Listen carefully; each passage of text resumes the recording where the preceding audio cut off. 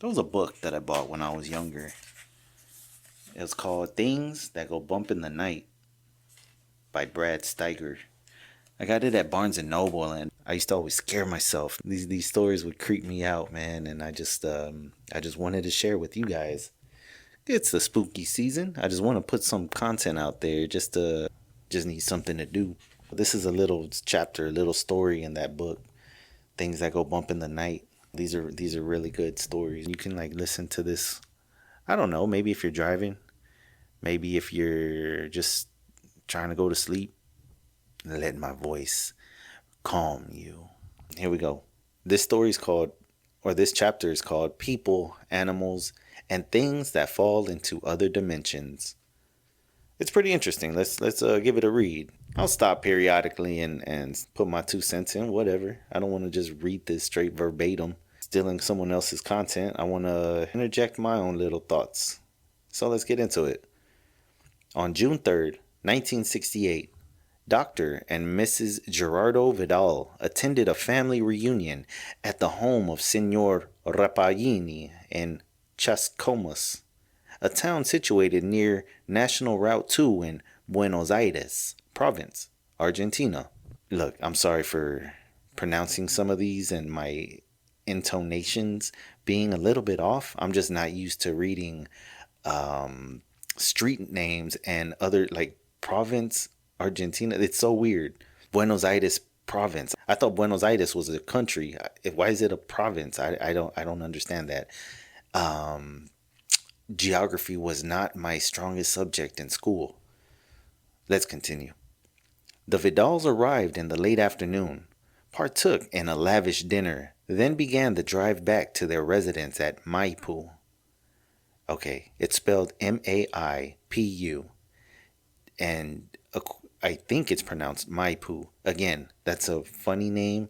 I don't mean to make fun, but it's just makes me laugh. Maipu. I mean, come on. You can't tell me that don't make you laugh. Who Another couple who happened to be both near neighbors in Maipu and relatives attending the same celebration decided to leave at the same time as the Vidals.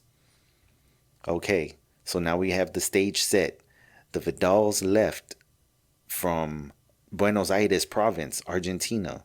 They were going back to their residence in Maipu, and they had neighbors who were also at the same event in Buenos Aires, heading back, following them towards Maipu. Okay, let's continue. The two cars set out on Route 2 just a few minutes before midnight. The first couple arrived back in Maipu without incident, but they waited for the Vidals to show up before continuing on to their own home. Okay, it's scary, but when you're driving, especially at night during these long rural roads, you want some company. There's safety in numbers, right? So I think that's what they were doing here. Okay, let's continue. After they had waited for several minutes, they began to fear that the Vidals might have met with an accident. They discussed the matter for but a few more moments. Then they decided to go back into their automobile and retrace the route back to Chascomús in order to look for the Vidals. Although the hour was late, their concern for their relatives outweighed considerations for their own comfort. But strangely enough, they traveled the entire 80 miles back to the Rapaginis without seeing a trace of the Vidals or their automobile. Okay, that would be creepy. My immediate assumption, if I was this other couple retracing my steps, I probably would have thought they took a turn to like another road or something. Maybe they took a shortcut. Maybe they stopped for some hanky panky, if you know what I mean. But let's continue.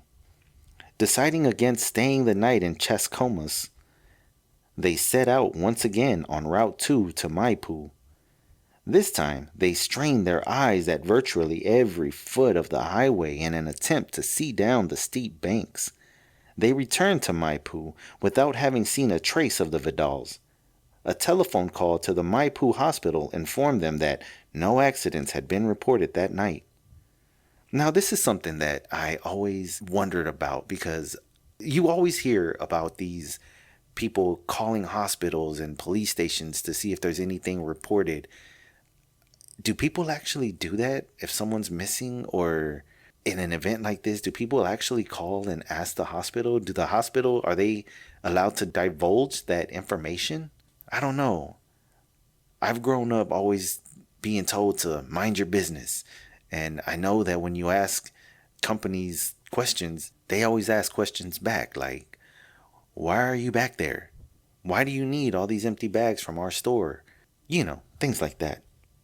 Anyways, we continue. The Vidals had disappeared without a trace and without a clue. Then, 48 hours later, Senor Rappaccini received a long-distance telephone call from the Argentine consulate in Mexico City, Mexico. It was Dr. Vidal. Incredulously, Rappaccini listened to his friend, asking him to remain calm and not to worry about them. He and his wife were both safe and unharmed. They would be flying back to Buenos Aires, and Dr. Vidal gave him the date and hour of their arrival so that they might be met at the airport. Okay, that's pretty crazy, right? 2 days later, you get a call from this couple that's been missing for 2 days. Out the blue, you get the call, and it's from a whole nother city. It's from a whole nother country. Like, where did y'all disappear to? I like these stories of mystery like this, and let's see if we can figure out what happened, because this is intriguing. Intriguing. Astonished, friends and relatives gathered to meet the plane from Mexico City. Dr. Vidal emerged from the airplane wearing the same clothes that he had been wearing on the evening of their mysterious disappearance. Mrs. Vidal was taken directly from the airport to a private clinic, the victim of a violent nervous crisis. Yeah, let's see, this is getting interesting. Dr. Vidal had been admonished by the consulate not to issue any public statements about their strange teleportation from the province of Buenos Aires to Mexico, but he did relate enough details of the bizarre journey for the newspaper La Razón to put together a story made up of comments from Dr. Vidal and interviews with the Vidal friends and relatives. Okay, so the consulate advised the Vidals not to make any public statements about their strange teleportation from the province of Buenos Aires to Mexico City. That seems suspicious. Why wouldn't you want people to know what happened to them unless they were the ones behind this strange teleportation? That doesn't sit right with me. I think there was some foul play. Maybe they were picked up and kidnapped back to Mexico City. I don't know the specifics of how these countries were, if they were friendly or not. I don't know. This is interesting. Let's continue. A correspondent in Argentina sent this author copies of the various reports printed in La Razón, and the eerie account has been translated as follows. Okay, just to let y'all know, I'm kind of familiar with La Razón. I feel like I've seen that publication out in the public before. I mean, I'm in Texas. We have a lot of crossover with Mexico and their programs and stuff like that, right? And La Razón, man, if I'm not mistaken, they're the ones that always have like the really hot chicks on the cover, and it's very interesting how like Mexico, they have these shows. I think there's one called Alarma TV where it has like the hottest, sexiest news anchor spokespeople that work on the show, that are hosts, and then they show you the most graphic and violent videos like from across the net and stuff. I think it's interesting how the line between like sexiness and trauma is walked between in these channels. It's kind of like Hellraiser, how there's no difference between pleasure and pain, and it's always striking to me. Anyways, we shall continue. Dr. Vidal and his wife left the city of Chascomas a few minutes before midnight and were traveling on Route 2. They were listening to the radio and driving at a speed which would permit them to keep the taillights of their friends' automobile always in view. Okay, so that's referring to the couple that was in front of them that made it to the city before, and then they retraced their steps for the whole 80 miles back. All right. They were just outside the suburbs of Chascomas when the Vidal's automobile became enveloped in a dense fog bank. He slowed down. The Vidals became aware only of blackness. The next thing Dr. and Miss Vidal knew was that it was suddenly bright daylight and they were on an unfamiliar road. When Dr. Vidal stepped out of the car to investigate the situation, he was amazed to discover that every bit of paint had been scorched off the automobile's surface. Oh, now that's weird, isn't it? You drive through a dense fog bank and then all the paint is scratched off. It's nighttime, you go through a fog, and now it's daytime and all of the paint scratched off.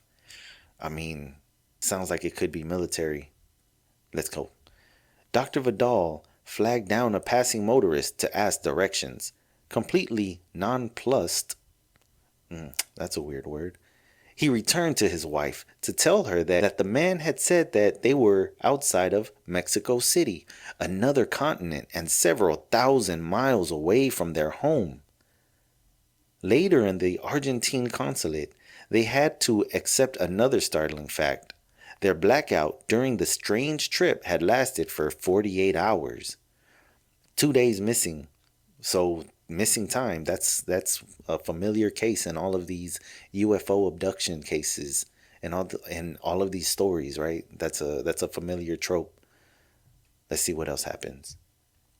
In spite of the halo of fantasy that the story of the Vidal seems to wear, La Razón commented, there are certain details which do not cease to preoccupy even the most unbelieving. The entrance of Vidal's wife into a Buenos Aires clinic, the proved arrival of the couple on an airplane that arrived non-stop from Mexico, the disappearance of the car, the intervention of the consulate, the serious attitude of the police in Maipú in regard to the event, and the telephone call from Mexico to the Rapellini, which was confirmed by La Razón, to make all of this acquire the status of a matter worthy of being considered in these times of space adventures and fantastic disappearances of flying saucers.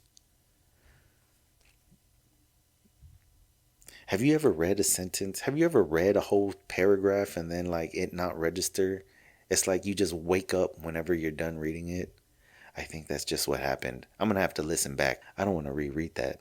In a follow-up to the strange account of the Vidal's experience, La Razón interviewed Professor Alejandro Iru, secretary of the Argentine College of Parapsychology, for his remarks on the peculiar case. Iru, professor of humanities at the University of La Plata, responded by providing the reporter with 3 similar cases of unexplainable transportations. Okay, so this isn't the first time this happened. I don't know, man. I would be tripping balls if I ever was teleported somewhere. I know I would have questions to answer. First off, my wife would probably be all over me like, where the hell were you? I mean, who would believe such a fantastic story that I was just driving down the road and I disappeared for 48 hours? And then she'd probably be like, well, why did you clear out your bank account before you disappeared? That's funny.